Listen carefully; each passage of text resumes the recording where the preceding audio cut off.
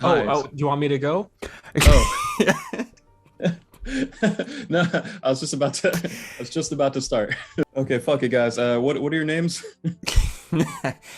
Pedro. Pedro. Okay, and we got a guy carrying stuff, and No, then my name is Pablo Suarez. good. Look it up. Hey, I make booktube it's videos familiar. and I study to be a doctor. I'm very intelligent. Well, are you like not procrastinating all the time? Start with like reading books and writing when you should really be studying. No, because I'm saving lives and studying how to, Okay, be fine. a doctor. So Saving lives and reading a Yes. lot of Joe Abercrombie. That's all there is, really, if you think about That's it. me. Say one thing Pablo. for him. if there's one thing I could point out that stuck out to me when reading this is that it comes across as more realistic than I expected. I guess realistic isn't really the right word because there's a lot of crazy stuff that happens in the book, but grounded. It feels grounded. I like how the characters feel like people who just kind of get plucked into this crazy situation. The world is extremely realistic, extremely well built, so it feels like they're just existing in this world and moving through it. The details, the setting, it just feels kind of lived in and used, and it's been around for a while, and I really love that about it. And there's not another part of the grounded element is that there's not a lot of like sentiment, there's not a lot of sappiness, which I kind of like. Some people complain about how Rand and Matt and Perrin are like mean to each other, how are they friends or whatever, but it's like they're going through some crazy stuff, a lot of stress.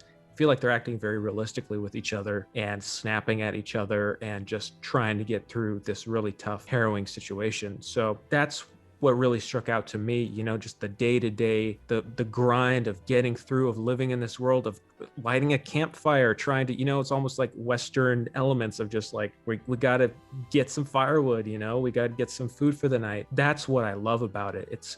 We have all this crazy magic stuff, which was what we usually focus on and talk about all the time. But to me, what I love about this book is just the grit and the grime and the waking up, at dawn and running around and trying to get firewood and all that sort of stuff. That's what I really love about this book.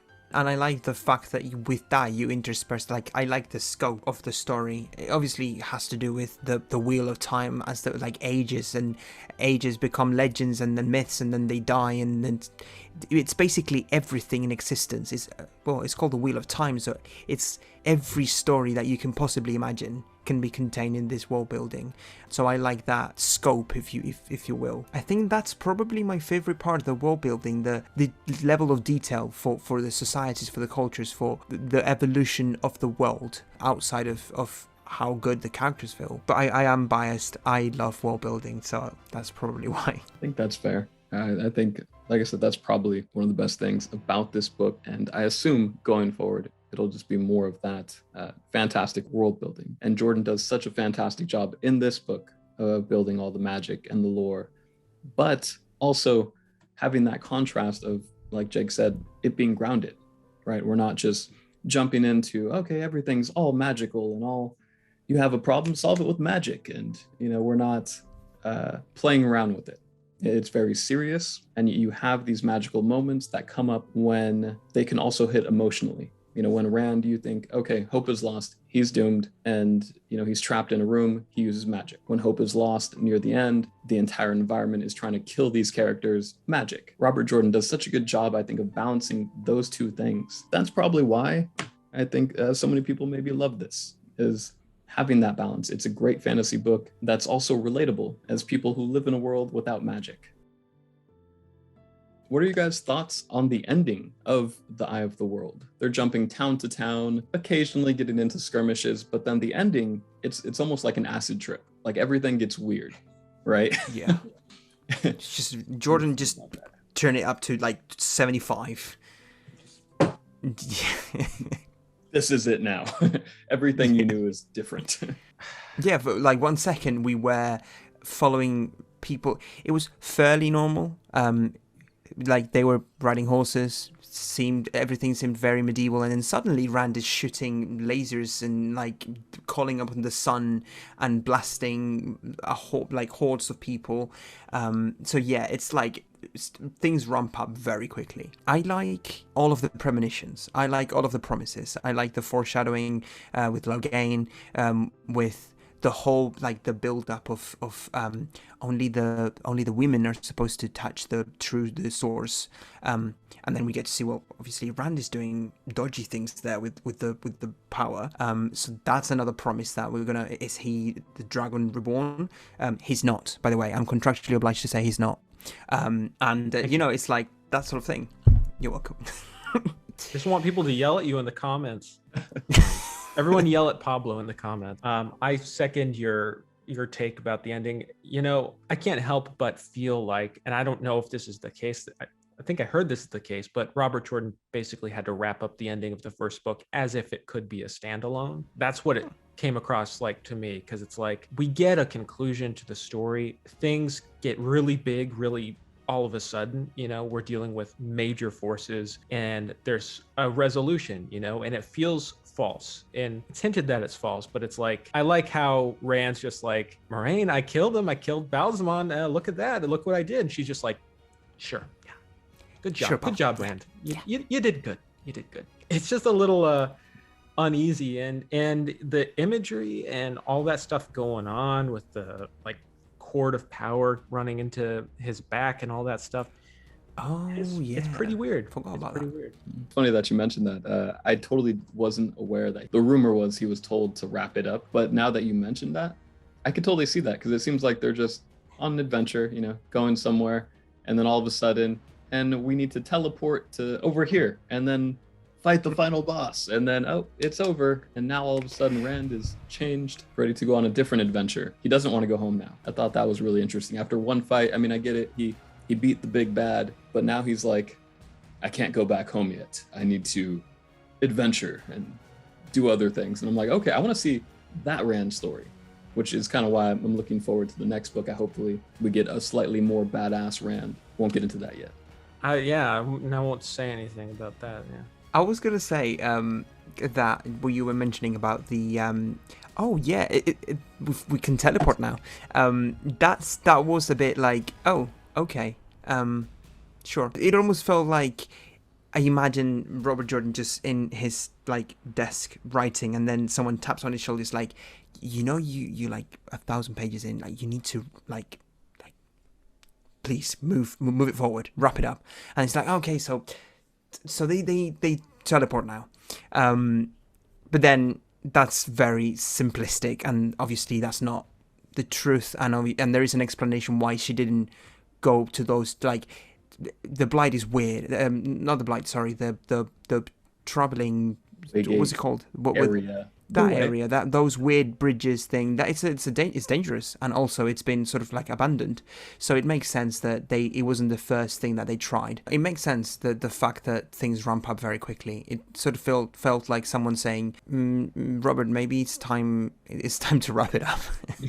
Right. I mean, we have the knowledge that it's a 15-book series, but Robert Jordan, when he was writing it, he didn't know he'd get to write 15 or he'd get to continue the series. And I remember reading the book and going, like you said, Pablo, like, we're doing this now? Like, are we really introducing like teleportation now? It's book 1 and like, oh, we're having this climactic battle now? And it's like, well, it also makes me go like, where is it going to go next? Like, how much bigger are we going to get here? Which is exciting too, because I'm like, this is pretty epic. There's a lot happening in book 1 already. And that's what I wasn't prepared for when I read it. Was like, people say like, oh, it's kind of a slog sometimes. The pacing is it's like a lot of stuff happens. So much happens in the first book. I think someone actually asked if they could skip the first book and just start with The Great Hunt. And I'm like, no, why would you want to do that? You'd be losing so much. Like, you wouldn't gain anything. First off, you'd be confused, and it just who's Tam? As hell. Yeah. It's not like I don't know, even though I think you should read The Gunslinger when you read The Dark Tower, you could in theory start with the drawing of the 3. You can't really do that here. You make a really good, and you reminded me of the feeling that I had when I started watching Lost ages before it finished, after it finished, sorry. I watched Lost before it finished. Wow. Nice, Pablo. But it was that feeling of like, these people are lost in an island, and it's like, dude, there's like 6 seasons. Like, what are they gonna do? Like, what? And it's the same sort of feeling where, okay, so there's 15 books. What now?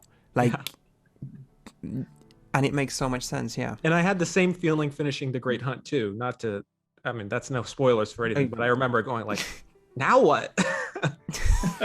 I think that's such a cool thing to have in the first book. I literally thought once they get to Camelin and they all meet up, I'm like, oh, they introduced like the royal family, and he ran into, I guess, the like princess or prince or whatever. And then I'm like, okay, he's going to try to meet up with Logain somehow. This is where the majority of the end of the book is going to take place, right? And then they're like, oh, let's jump through this Waygate, and then we're going to fight Balsamon. And then I was like, oh, okay, that's happening. And then it finishes. That's happening. It's exciting having that feeling of just like, well, where do we go now? You know what I love about that too is Loyal, in a way you could just see Loyal as being a plot convenience, because he introduces the Waygate basically and allows them to have that quick travel sort of thing. But he doesn't feel like he's just a plot device, you know? Loyal feels fleshed out. He feels real and necessary to the story and very lovable. And hearing what he has to say is it doesn't feel like we're just using this character to get from point A to point B. That's what I like about him. Absolutely. He's wholesome, and then he has an emotional wound, right? He kind of really wants to go back home. They pass up the bridge that goes to his home, and he's like, we could just go that way. And they're like, Morin's like, we got to go that way. He's like, but, and he looks back at it and he's like, well, there it is. We're just walking by it. And then they just keep going. But it's like, he's so wholesome and he's such a cool character. Yeah. And any character that serves a purpose like that is just, it's great when you can actually care about them. It's pretty soft magic, I think, so far. It's very... and things happen. There's like different levels, and you've got someone that is very skilled with magic. There's a cost to magic. We get to see like Moiraine being very drained after casting spells or channeling. I'm really interested to. I've always I always say this with a fantasy book, and it's true. I like the first book is to sort of, it's like a taster in terms of magic, because if you start reading a book and then it's like a treatise, it's like a Sanderson description of every single point of the magic system. I understand that can be a bit dry. I like it. I'm not one of those people that say, oh, if it's not techno magic, if it doesn't feel like engineering, it's not good magic. No. If it fits in the story, and it fits in the story. Yeah, I agree with you. I personally love soft magic systems, and the first book, it's very much more of an awe-filling kind of experience. You aren't totally sure how it works. I like the mystery of that, although you can tell that the author knows how it works, but you don't know how it works. It's bad when the author also doesn't know how it works.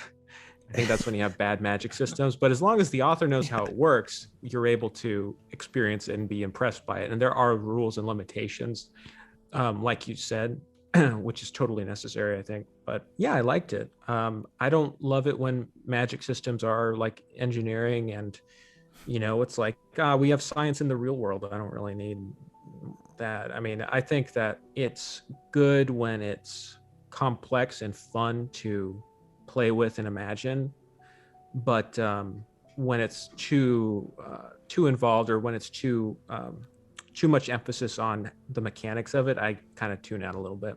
Takes you away from the story, doesn't it? A little bit, yeah. There's always this sort of I don't want to say fight. No, but actually it is a bit of a fight. Like if it's not hard magic, then it's not as gratifying, or it's not as good. The story's not as complex, and I just think that that's not true. It has to fit with the story. In Sanderson's world, it makes sense because it's Sanderson. This is what he likes, and he fits it with the story. If you were to put Sanderson's rules of magic in Harry Potter, it'll be a bit weird. Probably make it better, but it's not getting. It's not. Just had to get that little. Let's not get there. All jokes aside, that's the point. Is if it fits with the story, is a good magic system. Yeah, I appreciate a soft magic system just because of the mystery, right? So we don't know what could happen.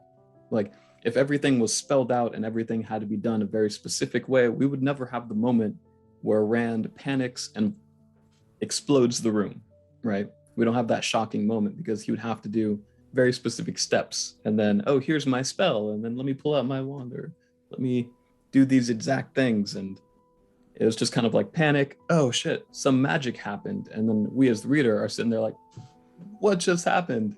And then just like the Waygates, just like the Green Man, just like so many other, I love the surprises. That I feel like world building and magic like that is what makes the fantasy genre really just work. The craziest moment for me was the Green Man showing up. They were, rushing towards the end. You have Moraine and Rand and the whole party. The land around them is literally trying to kill them, as well as Trollocs, as well as various other things. It seemed like they also had worms, which were a little unexpected. And then when they basically were completely fucked, they see some bright flowers and green grass, and the Green Man shows up. I just thought, I like the weird stuff. I just thought it was so cool that we had such a strange and magical moment for these characters. And he totally saved them, helped them out, and then got them to the next phase of their journey. Oh, the Green Man is amazing. I mean, he's just, what a legend. Yeah, the Green Man, I was so sad when he died. It was like, oh no, I want him to come back or something. But what I love especially about the ending is that it gets really wacky. It gets really out there, weird. You got like dune sandworms, like you said, chasing them through, and the blight is like freakishly surreal. It's like you're in a Lynchian horror film or something, and it's it's very effective.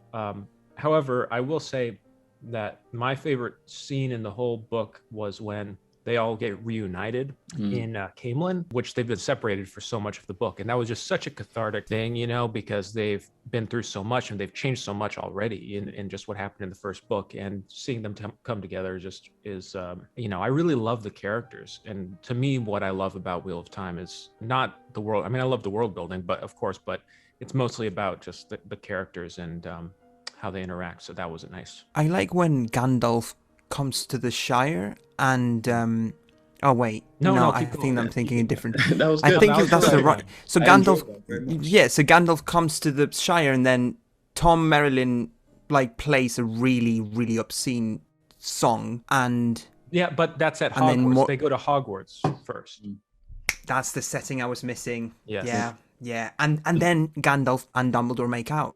Get it? Yeah, that's my favorite. That was steamy. That was steamy. The music of Tom Bombadil and Tom Merrilin playing together. He was serenading them. It was great. My favorite scene is while Jay, you were sort of talking about the blight and everything, I just went through the whole journey that they make, and there's so many moments I had completely forgotten. I think my favorite, it's very, I'd say, not very consequential, but I like when they are in Barlion. I think that's the name of the city. At the beginning, it was like the first maybe 300 pages. I really like that sequence when they're in Barlion, and I love when I think it was the first interaction that Rand has with the Children of the Light. That is sort of like he's laughing, and then it's like, oh shit, I'm actually in fucking trouble now. But one of the important people in Children of the Light, that I think he appears later on in the story. I think I like that moment, and it's really, as you say, it's an epic fantasy. We've got the Green Man and people disappearing and pulverizing and doing weird things. But what sticks to me is the character interactions. That moment with Rand. My second favorite moment is probably when Lan or Lon, depending on how you want to pronounce it, has that heartbreaking sentence that tells that heartbreaking sentence to Nynaeve. And I'm not going to say it because I'm going to butcher it, but it's damn, Jordan, what? I didn't know you were going to go here, man. Ugh, yeah. That was surprising. That part was so emotional. That was I wasn't expecting that. I was not expecting it. I was like, they're just in the blight. Things are already bad. And then Rand's like, I'm going to eavesdrop. Oh, look, they're having a conversation. What's that about? And then he hears it and he's just like, I'm going back to bed now. I didn't hear that. Oh shit! And then you feel so bad for Nynaeve. It's like, man. Well, and for my dude Lorne as well. Yeah, and for both of them, it's a heartbreaking situation where he's and it adds so much to their characters. It really just brought in that element that was just that was needed. Jordan did a great job of kind of building up the chemistry just from the first moment they meet, Lan was like, "Oh, you tracked us?" And she was like, "Yeah, of course I did," and there's a little, she's like kind of proud that he reacts the way he does, even though he doesn't show much emotion. And then just throughout, they slowly build these pieces. And then she finally shoots her shot. He expresses those feelings, but basically tells her it can't happen. And you're just like, damn. And Pablo, I think you pointed out something that I love about The Eye of the World is these moments of suspense and real tension. That's not what I expected, reading this book. There are some like scary moments and really good suspense tension building. I think especially about that scene where Rand and Matt are in some tavern somewhere. They're kind of being surrounded, and then finally Rand has the lightning bolt sent in, that sort of thing, and uses the one power. That was such an eerie, just evocative scene that just kept cranking up the tension, almost like Stephen King levels. At least that's what it felt like to me. But yeah, like you said, there's so many good moments of suspense and kind of scary scenes. I think that moment in particular, I fucking jumped up. I was like, he's a witch. He touched the source. Like, you get those moments where like the hero is forced into a corner and then they show how great they can be. Like, he just snaps and then boom, there's just like a flash of light. He doesn't know what happened. And then you're like, no, he channeled. He just did a thing. He touched the source. He's an Aes Sedai, except the guy version. And he did the thing. I was like, from that moment, I was hyped. Same. Yeah, I love that scene. That is true. Now you made me think about that, the suspense. Again, in Barlian, when I think they come across, like they stumble upon someone that visited Emmons Field. Haddon Fane, I think. Yes. That whole sequence again, the way that he sort of introduces the characters and sort of transmits the stakes, like this is tense, the tension, that the way that he transmits the tension, I'm talking about Robert Jordan, really, really good. And another thing I wanted to say, I would be remiss if I didn't mention Joe Abercrombie, so I am contractually obliged to mention him. But the sequence when they are in Shadar Logoth, the abandoned city, I'm pretty sure that Abercrombie read that and did. Okay, you know what? I'm gonna backpedal there because I was just gonna spoil the book for you. So let's just forget about this. Don't you dare! Yeah. Don't you plan, John. Okay.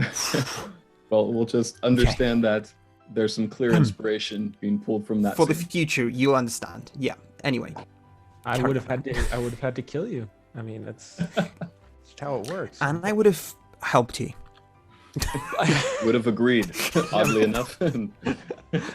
But my summer of Abercrombie is gonna come. I'm gonna just binge all the novels. Nice. I think you really. I think you like. Honestly, knowing what you like, you'll enjoy it. Yeah, I know. I think so. And then more on just when they go to Berlin. I'll never say the names right. But that first city, right? And they see the white cloaks and all that, and you see Rand, and he touches his father's sword, and he gets kind of ballsy. He's like, I don't know what I'm doing, but he wants to run away, but then he starts saying things like, I don't remember the line, but he challenges them back. It's like, he gets kind of brave. And moments like that, again, just add to the tension. I think the biggest strength was the world building, for sure. I think building out such a big magic system and so much lore. We get tidbits of the lore, sprinkled in throughout. They just have so much magic and lore, and then they travel city to city, and you get to see how each little town is different, and they have different opinions of the Aes Sedai, and they have different opinions of the Dragon Reborn, or the guy who claims to be, Logain, and just the world building and escaping, right, from our everyday to-day life into that, I think was the biggest strength for me. I think the only weakness, if I could say any, would just be the pace slowed down because the description was so thorough that some parts I was kind of like, okay, I get it. Okay, they're in an inn. Okay, they're gonna eat dinner. Okay, that would be my only criticism. What do you guys think? I think it's totally fair criticism. I mean, I love the prose in this book. I like how detailed it is. That's just the kind of book I like to read. But yeah, it's not for everybody. You can't, come in expecting like a fast-paced type of story. You really just have to sit back and get immersed in the details and appreciate those little things. I can see how that's an issue for other people. For me, I like that. What did bother me, and I think this started to become more apparent in the second book, sometimes Robert Jordan's like scene transitions are a little there's too much of it, it like and I think sometimes Sanderson does this on occasion where it's entering the scene too early in the scene and then lingering a little too long. You know what I mean? Where it's like, I feel like there's a point where the scene could have started a little bit later without the extra, couple paragraphs of introduction to bring us into the scene. I think sometimes we could have just jumped in, conversation starts. Obviously that's not the type of story Jordan's writing, but I think there were times when I'm going, okay, I don't need necessarily this ease into this chapter when I'm trying to get through the whole book. You know what I mean? Yeah, for sure. I think I'd have to agree. Sorry, Pablo, were you about to say something? No, I was just going to agree. I think, and this is, I think it's a common thread in all fantasy. I'm going to say we, because I'm going to include myself. We're very self-indulgent with extra bits, the world building. Perhaps something that rests dynamism, but it's like a genre staple. And it's like, oh, I kind of enjoy knowing more about, like George Martin with the overly descriptive paragraphs about food, or Tolkien with like landscapes, Jordan with landscapes and taverns and inns as well. I don't mind it as much. I think that if you pushed me to say, okay, so what is the weakest feature, I would have to say it's that pacing, is that sort of that plot. If you were to summarize the book, it's, well, this is important people that they need to get somewhere. They need to get to the eye of the world. And that's the plot. But it's the journey in those 2 points that maybe it's a bit, there's a city and then there's another city and then there's another city and then Trollocs come and more cities and more Trollocs. I understand that criticism. It's a criticism I have, but it didn't bother me. It didn't take me away from the story. It wasn't, a deal breaker for me. And something that really surprised me is the prose, like the way with words that he has and how he maintains it for so long. Because this is a massive, thick book and it reads like a Rothfuss book. Like, it's very lyrical, and that I was like, damn, this is beautiful. Yeah, I think once I started, that part of my brain where I just had to turn on, where it's like, okay, this is the pace of the book, prepare yourself. If you come in expecting one thing and you get something else, of course you're going to be unsatisfied. Of course you're going to be going, oh, why is this taking so long? Why is the pace so long? But if you just say like, no, this is the pace it's going to go, you're going to get these beautiful descriptions, just journey before destination, right? Absolutely. Yeah, exactly. When I say weakness, you need to read Stormlight Archive, David. Sorry, carry on. Wait, has he not? Well, I have to go. I legally am not supposed to talk to anybody. I'm sorry, David. I have to go. Oh man, what conditions are these? I'll read it right now. Let me download the real quick. But to what you were saying, what we're all saying right now about the weaknesses, obviously, like, I didn't hate it. I'm just saying, like, that's probably the weakest point for me. And I think it's to be expected in any fantasy novel, and especially an older fantasy novel. Not that it's, of course, as old as, like, Lord of the Rings or anything. But again, I think it reminds me of when people say that this is a stepping stone from Lord of the Rings to, like, Eye of the World, and then you have, like, A Song of Ice and Fire. Just as far as, like, the biggest in fantasy and the most stories that have the most impact in fantasy, right? So you have Tolkien, who would describe trees for literally 10 pages straight. It's not 10 pages of trees, but it's a little slower. And then you have George R. R. Martin, who's still kind of slow, but I want to say there's more action. It's a burned tree with blood, and that's it. Yeah. I haven't read Game of Thrones, so I guess you guys can, hate on me for that. Well, I can't hate on you because it's not finished. So I can't really pressure anybody to finish it because you can't. So it's a bittersweet relationship I've got with not so much A Song of Ice and Fire, but it's the whole thing is it's tainted. Yeah. It's either like, I want to know, like, if it's gonna be unfinished, if it's gonna be totally unfinished, okay, but I just want to know. I want some certainty in my head. It's like, okay, that's the last book. It's inconclusive. I've read series like that where it's like the last one isn't there, and it's like, okay, you accept it, but I just can't deal with the uncertainty. Right now. It's like it could come out next year, it could come out 10 years from now, it could never come out, and it's just like, Next question: who had the most interesting POV? I was kind of most interested in Perrin's story, just because I'm a fan of anything that has to do with werewolves, and he doesn't turn into a werewolf, obviously, but he deals with wolves, and he's a wolf brother, and he can listen to them and talk to them and kind of warg into them, I think, is what I got. He can kind of jump into their body, and I thought that was really cool. And the fact that his eyes turn yellow, I feel like there's so much more to his ability that we haven't seen. I definitely Perrin, I think. except for Rand. I mean, Rand is the weird thing about this book is that it's so Rand heavy. It's mostly Rand. The other POVs we get are for a short time, except for Perrin, Perrin probably gets the most POVs outside of Rand, and I think he gets the most development too. I would say that Perrin, though, is definitely, he goes through a real arc, and Rand is struggling, but Perrin is going through something different, and it's nice. It's nice to have that contrast while Matt and Rand are kind of going through the hardships of like just trying to stay alive. Perrin is really struggling with his own, identity. Yeah, I think that fight for who am I is bigger in Perrin than it is in Rand. Even I think in Rand is more of a breaking that notion. I am just a normal farm boy that does nothing. In Perrin is like, who am I? Like, what was happening? But I think for me, my favorite would have to be the Moiraine Lon side of the story. My favorite character is Lon for me.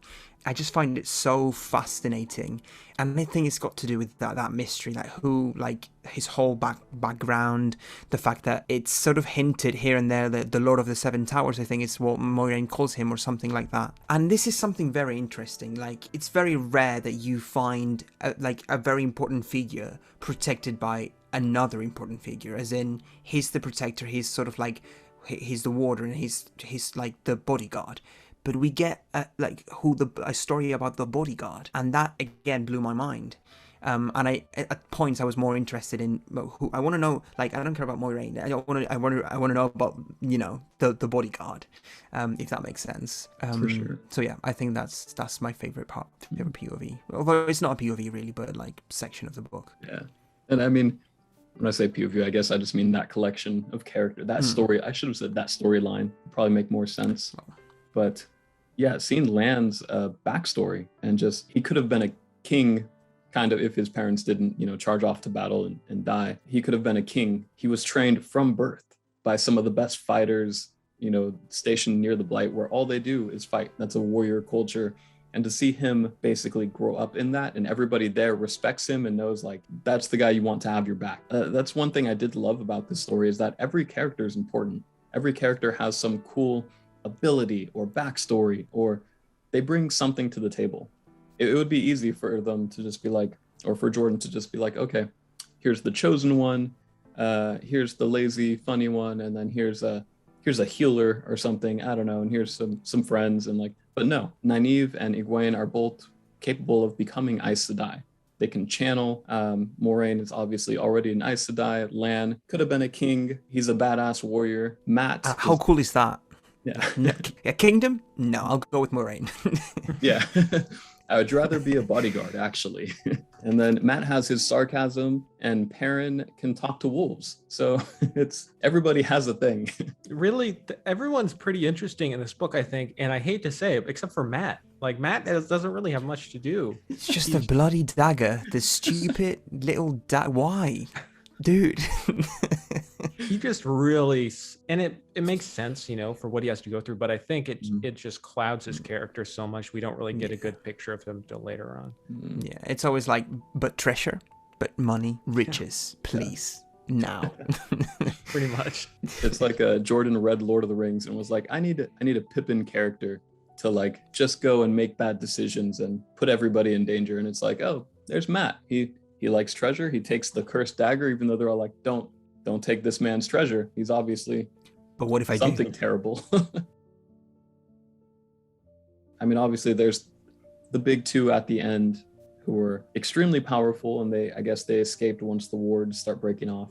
And they were, I forget the name for men who can be Aes Sedai, but they're basically ancient wizards with a lot of magic. They killed the Green Man, and start off with that fight. I thought they were really cool, but you also have a bunch of other monsters and just bad people. Anything with the fade, any fades, I like seeing them. They're creepy as hell. They're always getting into places they shouldn't be in. Now that we've seen trailers and stuff, I like them even more now. They look cool. I think for me, and there's a bit of a recency bias here, because I just saw that it dropped and they look so cool. The Children of the Light. I'm not sure if they're villains, but for the purposes of like our protagonists, they're a bit villainy at points. For sure. And they look incredible in the pictures. So I'm gonna go with that. Those are my favorite villains.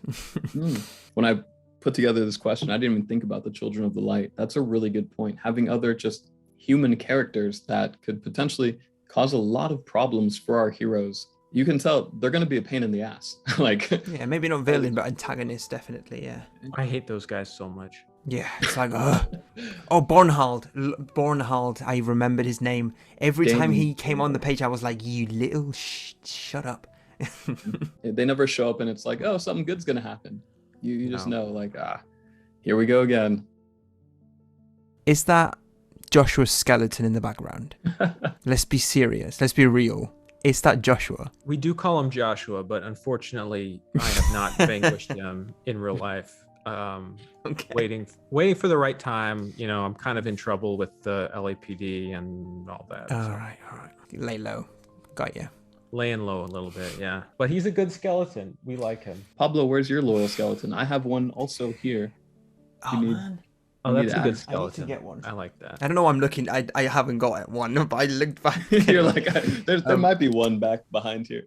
Somebody just walks up behind you. Like, all right. I think one emotional moment for me was just the whole realization that Tam is not actually Rand's father and how much he denies it. You kind of know in the beginning, he's saying all this stuff like, oh, I found you in the snow. And his mother just really wanted a baby and he just picked him up out of the snow. And his denial of like, no, you're my father. I thought that one hit for me at least. Those Tam scenes are really great. I think, when he's seriously injured in the beginning and Rand is trying to save him, that was very well done. And that really hit home. Anything with Tam, it's like he's such a good dad. You know, you really want him to be okay. Honestly, thought it was going to die. Me too. I did too. That interaction with Lon and Nynaeve. What I did with this book is I read it and I listened to the audiobook at the same time. It was back in the summer, so I would go on runs up a mountain. So when I was running, I would listen to the audiobook. And when I was back home, I would read the book. And I remember I was running, and then that section came up, and I actually stopped running. I was like, whoa! It hit me out of nowhere. Maybe I'm being a bit dramatic, but yeah, it's just I picture it.